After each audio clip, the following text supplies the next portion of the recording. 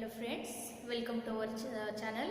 This is our MST CET 10th video lecture. In that video lecture we study the electrostatic point, and in today's video we started a new topic related to electrostatics, and that new topic is the dielectric substances and the polarization of that dielectric substance. असा आपला हा आजचा point असणार आहे.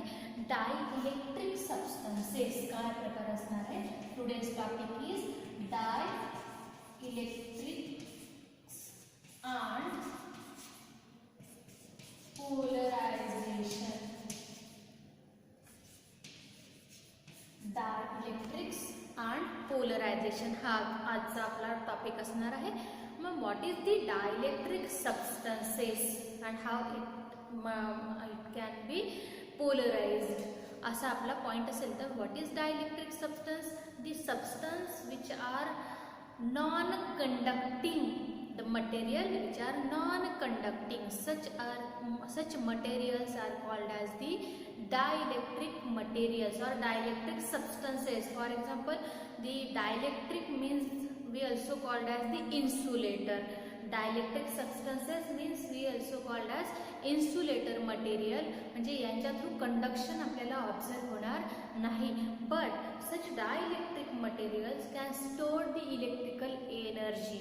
अशा प्रकारचे जे dielectric materials असणार आहेत हे dielectric material electrical energy store करू शकतात. So here we study that dielectric material. कारण या डायइलेक्ट्रिक मटेरियलचा यूज आपण पुढे इलेक्ट्रॉनिक कंपोनंट्समध्ये करणार आहे. दॅट इज दी कॅपॅसिटर किंवा त्यालाच आपण म्हणणार आहोत कंडेन्सर. या प्रकारच्या इलेक्ट्रॉनिक कंपोनंटमध्ये आपण डायइलेक्ट्रिक सबस्टन्सचा यूज करणार आहे to store the electrical energy. त्यामुळे आपण इथं ऑब्झर्व करणार आहोत dielectric substances. What is dielectric substances? That dielectric substances are the non-conducting material, or dielectric is called as the insulator. For example, आपण लक्षात घेऊ शकतो प्लास्टिक, वॅक्स, रबर, ग्लास, मायका अशा प्रकारचे किंवा वूड हे that are the examples of dielectric material किंवा आपण म्हणूया त्यांना इन्सुलेटिंग मटेरियल. हिअर आपल्याला एक बेसिक गोष्ट माहिती आहे. That is all substances are consist in atom or made by the atoms, and all atom have positively charged nucleus. प्रत्येक ॲटमच्या सेंटरला पॉझिटिव्हली चार्ज न्यूक्लियस ऑब्झर्व होणार आहे, and the negatively charged electrons are surrounded it. या positively charge न्यूक्लियसच्या around electrons हे आपल्याला observe होणार आहेत. and this positively charged nucleus and the negatively charged electrons produce its oppositely charged regions. म्हणजेच काय होणार आहे, positively charge nucleus produce the positively charge region आणि निगेटिव्हली चार्ज इलेक्ट्रॉन्स जे सराउंडिंग स्पेसमध्ये असणार आहेत. That negatively charge electrons produce the negatively charge region and each region. अशा प्रकारे ज्यावेळेस आपण ॲटम लक्षात घेतोय त्यामध्ये असणारे पॉझिटिव्हली चार्ज न्यूक्लियस आणि निगेटिव्हली चार्ज इलेक्ट्रॉन्स हे पॉझिटिव्ह आणि निगेटिव्ह रिजन्स क्रिएट करणार आहेत. And each region have its own centre of charge. आणि प्रत्येक या रिजनचा आपल्याला सेंटर ऑफ चार्ज ऑब्झर्व होणार आहे. मग हा सेंटर ऑफ चार्ज म्हणजे नक्की कुठे आपण लक्षात घेणार आहोत. Then here we observe this centre of charge. Centre of charge, centre of charge म्हणजे नक्की काय आपण इथे लक्षात घेणार. Here the centre of charge of negatively charge region is the center of mass of the negatively charged electron.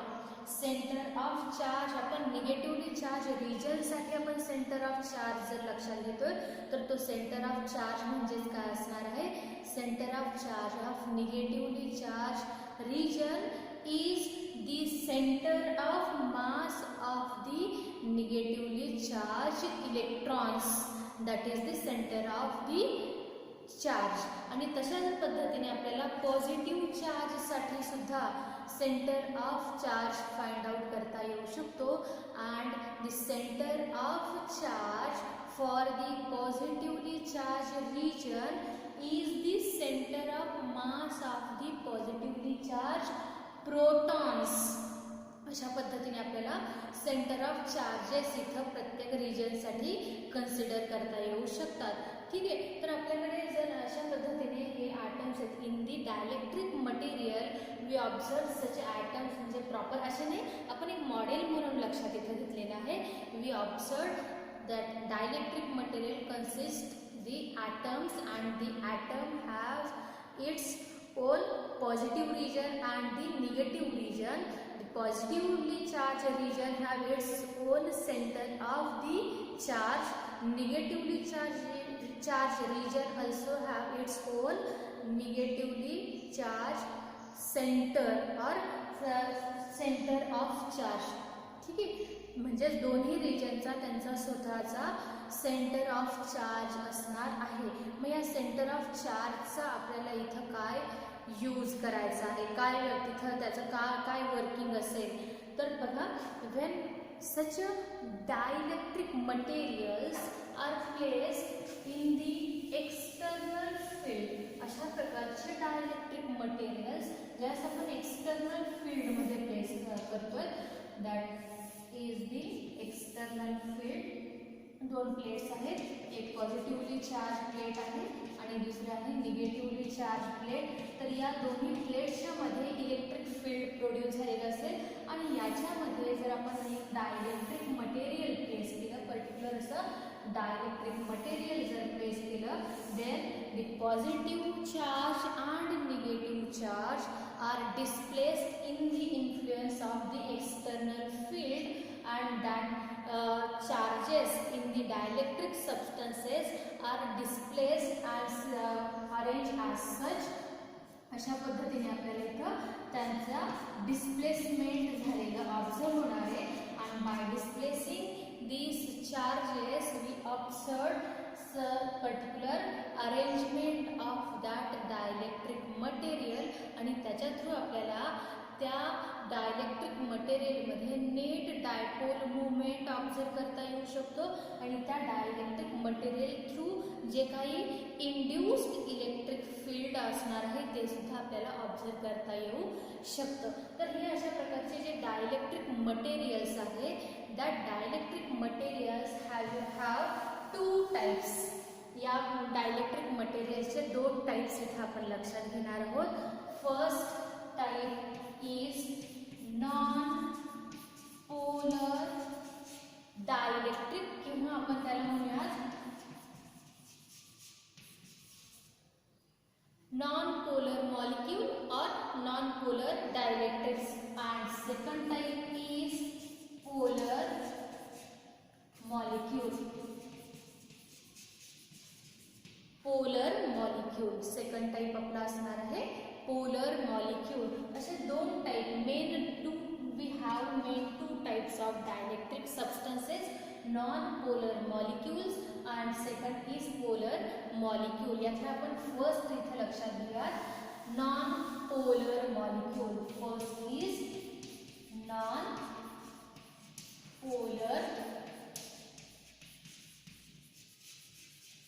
Molecules और आपण असे म्हणू शकतो नॉन पोलर डायलेक्ट्रिक्स. तर non polar dielectrics means the centre of regions, centre of charges ना coincide with each other. Centre of charges positively charge region आपण लक्षात घेतोय आणि निगेटिव्हली चार्ज रिजन आपण लक्षात घेतलेला आहे.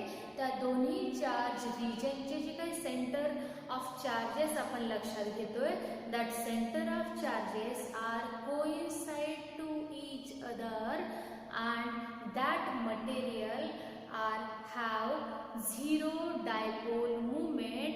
Such materials are called as the non-polar molecule. जे थोडक्यात काय म्हणणार आहेत, molecule in which center of mass of positive charge coincide with the center of mass of negative charge is called as non-polar molecule.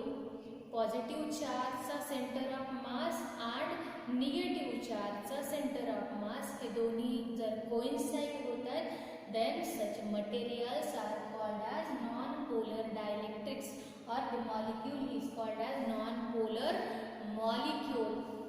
ठीक आहे. Here we observe the coincide, all center of masses are coincide to each other. त्यामुळे आपल्याला इथं symmetrical shape observe होणार आहे.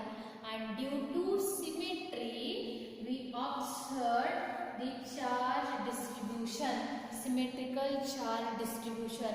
Here we observe symmetrical shape and due to the symmetry we observe symmetrical charge distribution. अशा केसमध्ये non polar molecules मध्ये आपल्याला symmetrical charge distribution observe होणार आहे. and the dipole moment जे असेल in non polar molecule, the dipole moment is 0. Non polar molecule मध्ये dipole movement काय असणार आहे, 0 असेल, because dipole length is very small और that is nearly equal to 0. त्यामुळे काय होतं, डायपोल मुवमेंट तुमची इथं 0 होते. आता हे नॉन पोलर मॉलिक्यूलचे काही एक्झाम्पल्स आपण इथे लक्षात घ्या. Examples of non polar molecule is H2, N2, O2 किंवा CO2. that are the examples of the non-polar molecule. हे कशा पद्धतीने आपण रिप्रेझेंट करतो, हे बघा. H2 आपण रिप्रेझेंट केला, that is the first H and this is the second H. The center of masses are coincide with each other. दोघांचे जे सेंटर ऑफ मास असणार आहेत ते काय होणार आहेत, कोइन्साइड विथ ईच अदर. तसंच जर आपण CO2 याच्यासाठी जर आपण ऑब्झर्व केलं तर इथंही आपल्याला कसं बघा लक्षात येईल, हा तुमचा असेल C, इथं आपण लक्षात घ्या हा आहे तुमचा O आणि इथं दुसरा आहे O. ठीक आहे. तर हे कसे असणार आहेत, त्यांचे सेंटर ऑफ मास हे कोइन्साइड झालेले असणार आहेत. The center of masses are coincide to each other and such molecules are called as non-polar molecule. हे कोणते मॉलिक्यूल्स असणार आहेत, non-polar molecule in the normal condition किंवा in the absence of external field आपल्याला यांच्या थ्रू डायपोल मुवमेंट हा 0 observe होणार आहे. आणि हे मटेरियल जर विदाउट एक्सटर्नल फील्ड आपण लक्षात घेतले तर आपल्याला हे material dielectric material non polar dielectric material जे आहेत ते कसे ऑब्झर्व होऊ शकतात बघा. Plus minus plus minus plus minus minus, that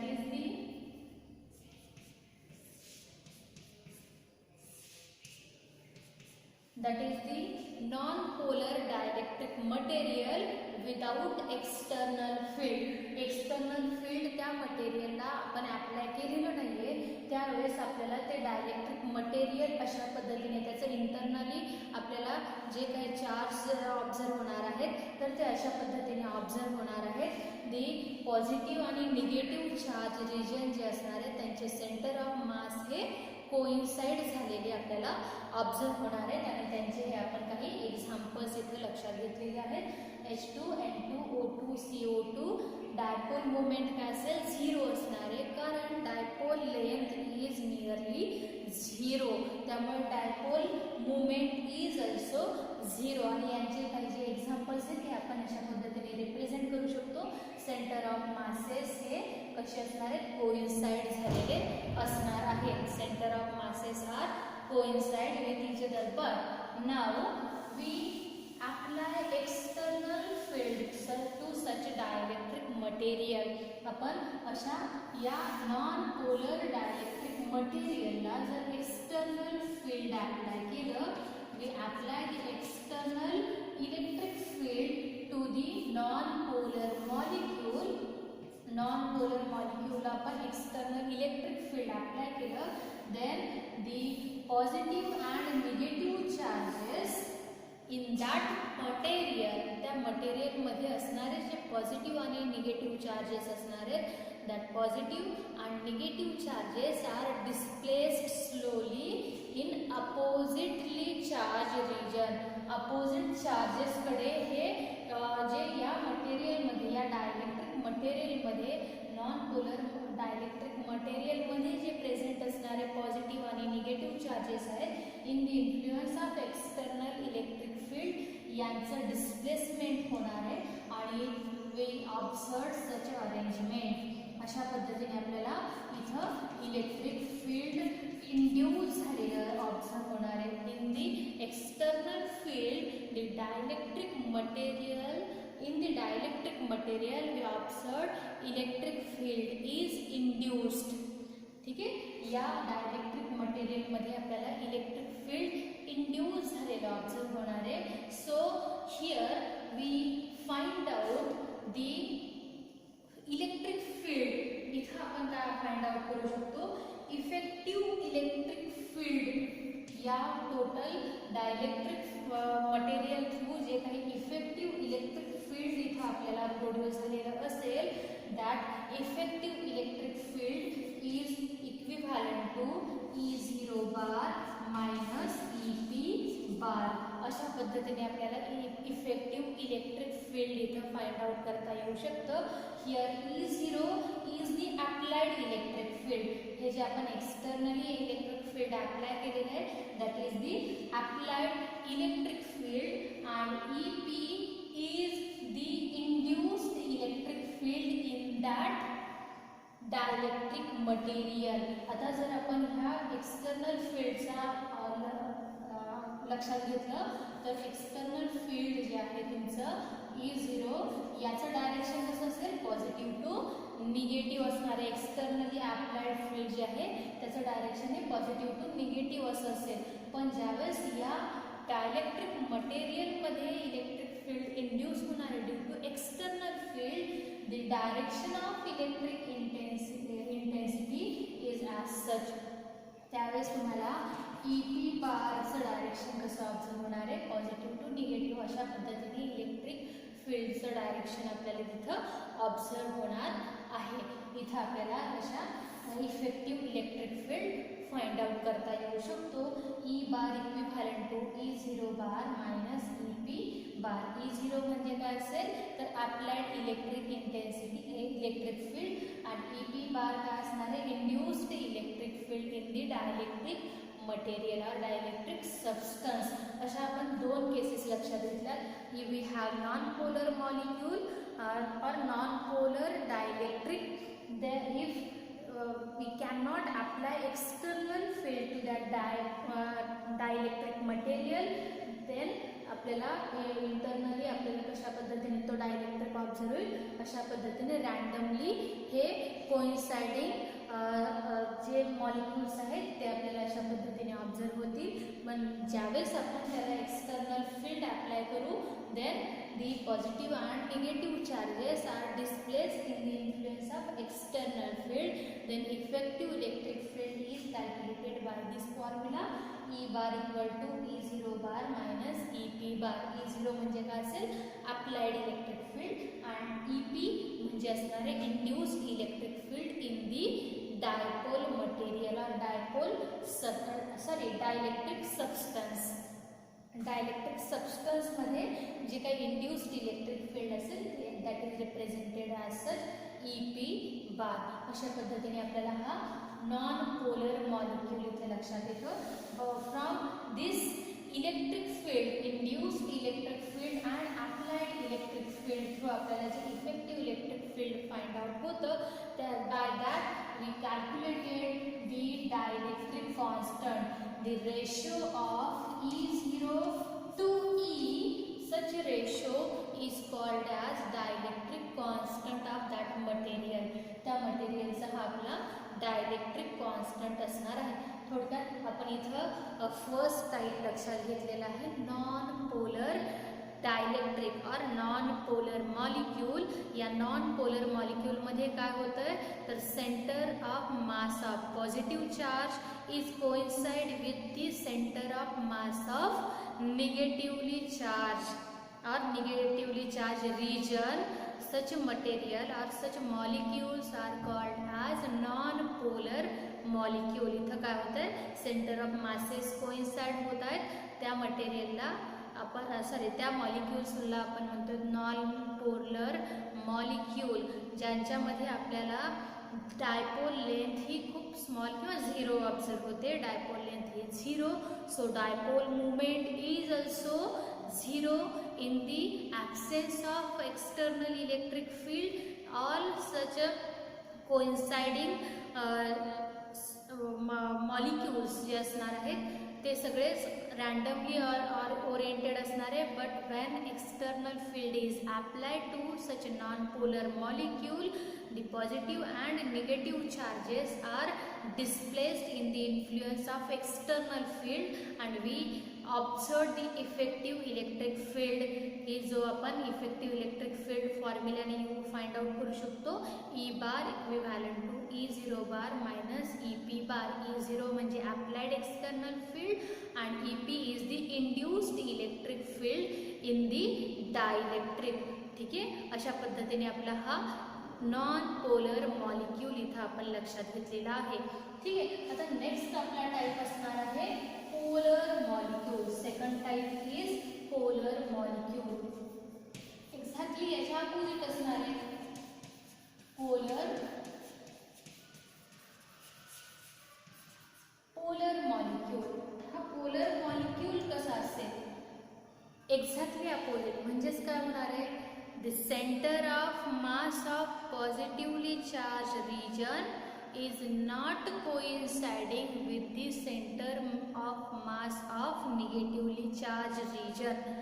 हे दोघांचे जे सेंटर ऑफ मास असणार आहेत हे कोइन्साइड होत नसतील. म्हणजे थोडक्यात कशा पद्धतीने आपण लक्षात घेऊया, हा आपला मॉलिक्यूल आहे, त्याचा हा पॉझिटिव्हली चार्ज रिजन आहे आणि बाकीचा रिजन हा त्यांचा निगेटिव्ह रिजन आपण लक्षात घेऊया.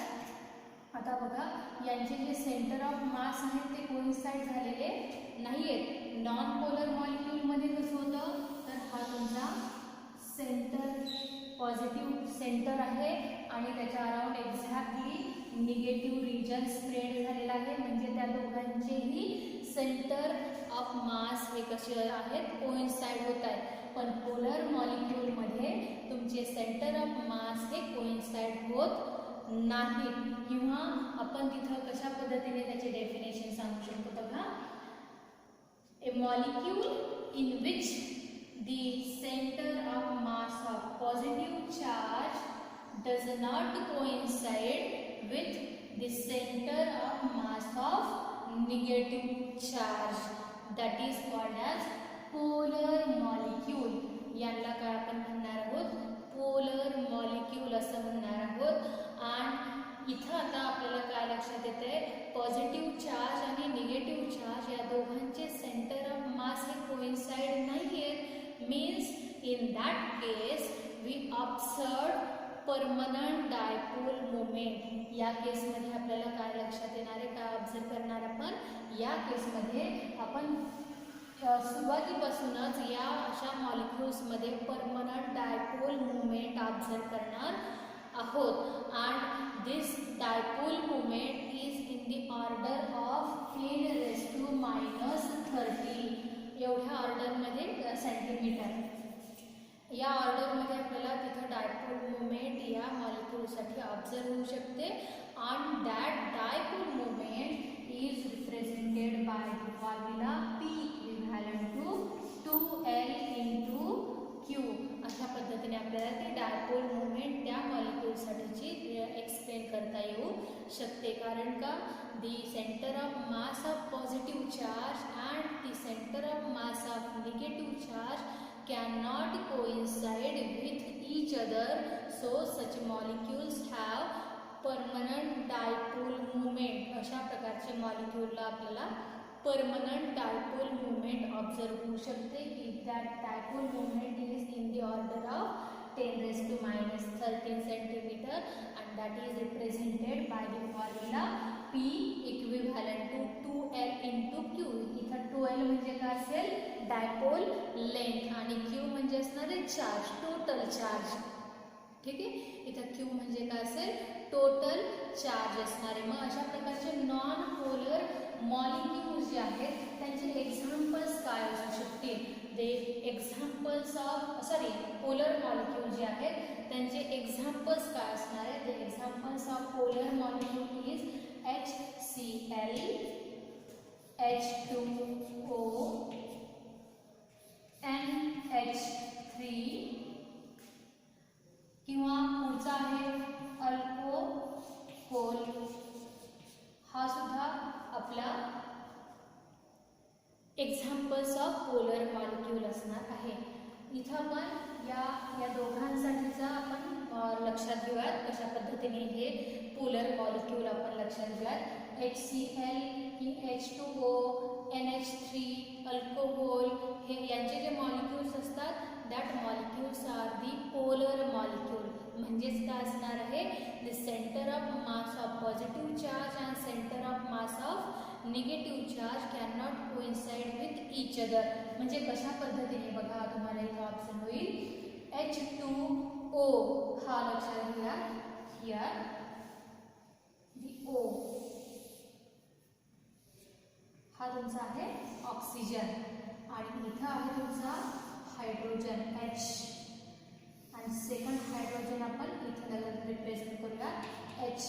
तर या दोघांमध्ये यांचे जे सेंटर ऑफ मासेस आहेत हे सेंटर ऑफ मासेस तुमचे कोइन्साइड झालेले ऑब्झर्व होणार नाही. And so we observe the dipole movement in this direction. P bar या केसमध्ये H2O जो तुमचा पोलर मॉलिक्यूल आहे तर या पोलर मॉलिक्यूलचा डायपोल मुवमेंट हे या डायरेक्शनमध्ये आपल्याला ऑब्झर्व होणार आहे P bar, that is the dipole movement. किंवा आपण HCl लक्षात घेतला तर HCl अशा पद्धतीने आपण रिप्रेझेंट करू शकतो. दॅट इज दी Cl आणि इथं आपला असेल H. हा आहे आपला H. तर हे दोन्ही कसे असणार आहेत that the centre of mass can not coincide with each other. आणि त्यावेळी तुमचा जो डायपोल मुवमेंट असेल that is directed from Cl to H. आणि आपल्याला माहिती आहे डायपोल मुवमेंटचं डायरेक्शन निगेटिव्ह टू पॉझिटिव्ह असतं आणि त्याचप्रमाणे आपल्याला त्याचाच यूज करून आपण हे डायरेक्शन्स इथं डिसाईड केलेले आहेत. या HCl या मॉलिक्यूलमध्ये डायपोल मुवमेंटचं डायरेक्शन असं असेल आणि H2O या मॉलिक्यूलमध्ये तुम्हाला डायपोल मुवमेंट जे आहे त्याचं डायरेक्शन अशा पद्धतीने आपण ते रिप्रेझेंट करू शकतो. आता बघा हे polar molecule that polar molecule have permanent dipole movement.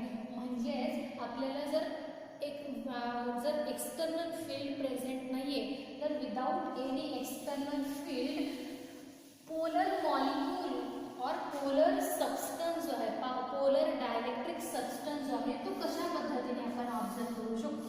Here we have the polar dielectric substance and when external field is not present then the polar dielectric substance is as such. त्याच्यामध्ये जे काही dipole movement produce झालेली असणार आहेत the dipole movements are randomly oriented. हे dipole movement कसे आपल्याला orient झालेले ऑब्झर्व होणार आहेत that dipole movements are randomly oriented. अशा पद्धतीने मायनस प्लस डायपोल मुवमेंटचं डायरेक्शन आपण इथे लक्षात घेऊ शकतो. अशा पद्धतीने असेल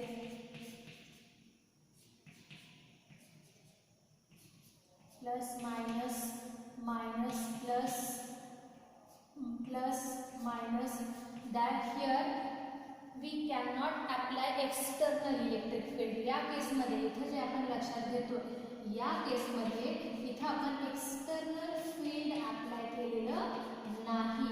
एक्सटर्नल फील्ड ज्यावेळेस तुम्ही अप्लाय केलेलं नाहीये, that time all electric dipoles, हे आता सगळे जे काही मॉलिक्युल्स असतील त्या सबस्टन्समधले, पोलर डायलेक्ट्रिक मटेरियलमधले जे काही मॉलिक्युल्स असतील, all molecules are act as a small electric dipole.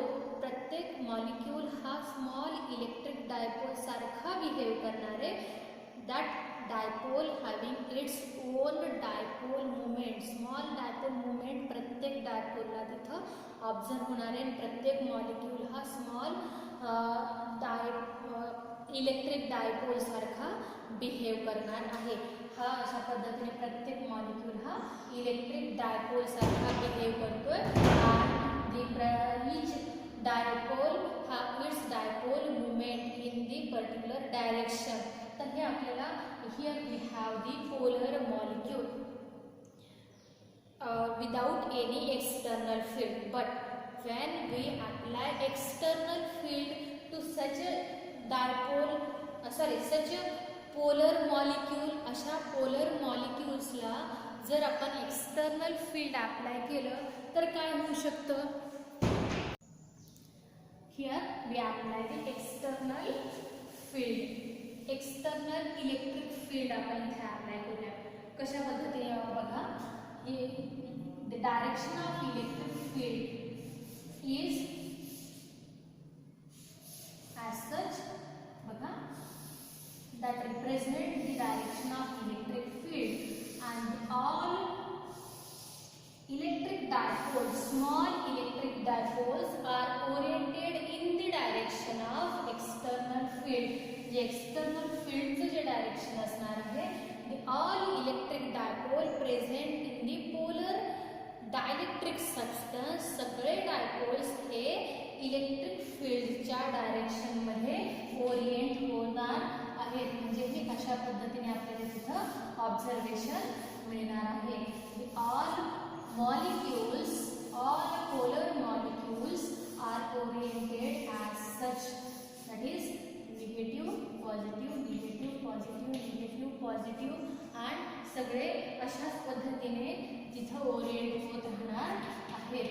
Negative positive, negative positive अशा पद्धतीने all the dipoles, or we can call as polar molecule, all polar molecules are oriented in the direction of external field.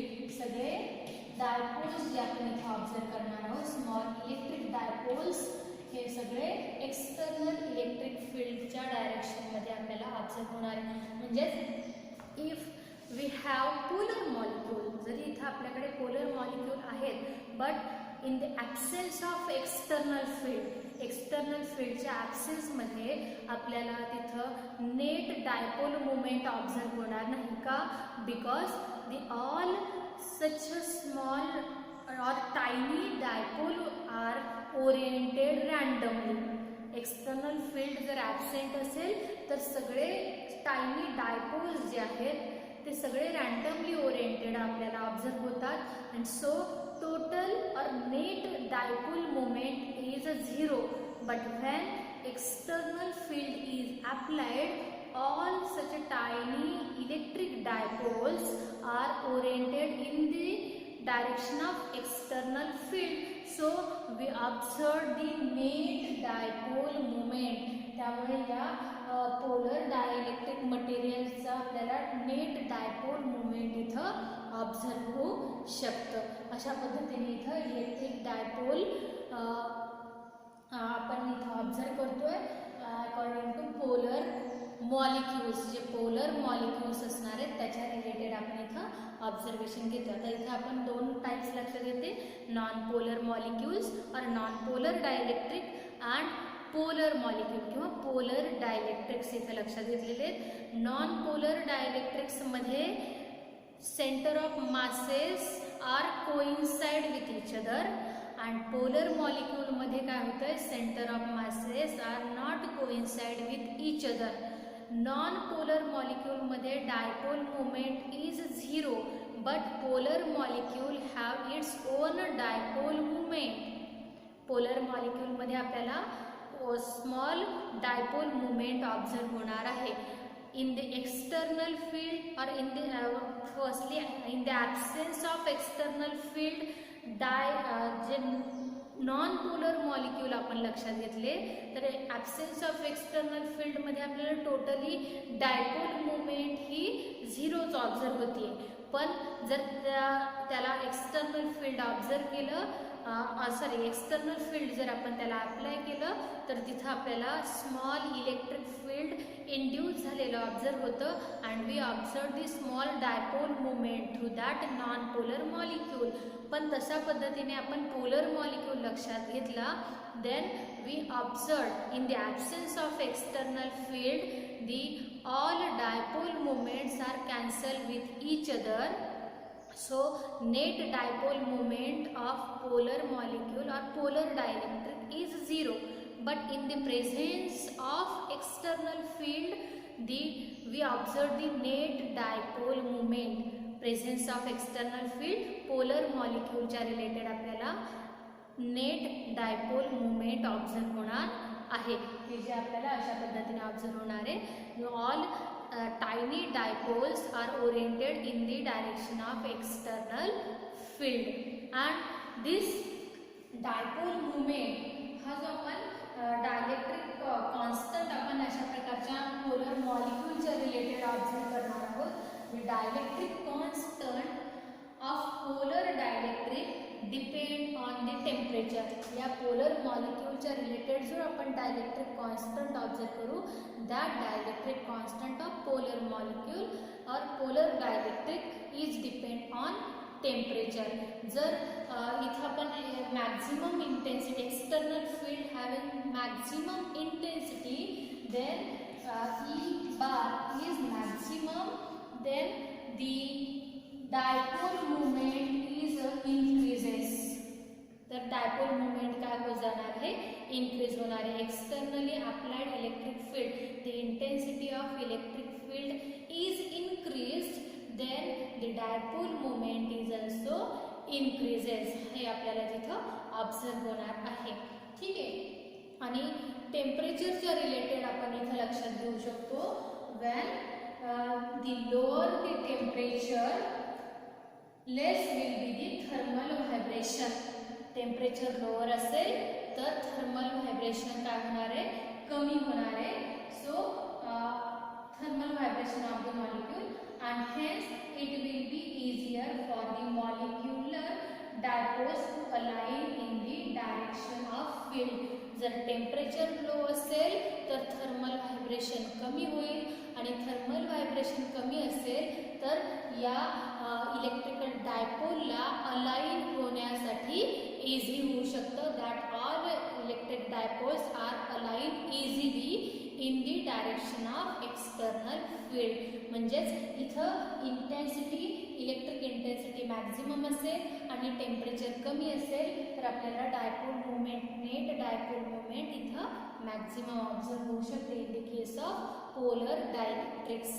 अशा पद्धतीने आपण हा point इथं लक्षात घेतलेला आहे. व्हेन जे आपण इथं लक्षात घेतोय जे व्हेन सच डायपोल्स जे आपण इलेक्ट्रिक डायपोल्स पोलर किंवा नॉन पोलर मॉलिक्युल्ससाठी आपण लक्षात घेतलेलं आहे. जसं नॉन पोलर मॉलिक्युल्समध्ये काय होतं जर एक्सटर्नल फील्ड अप्लाय केलं आपण तर अपोजिंग चार्जेस डिस्प्लेस होत आहेत.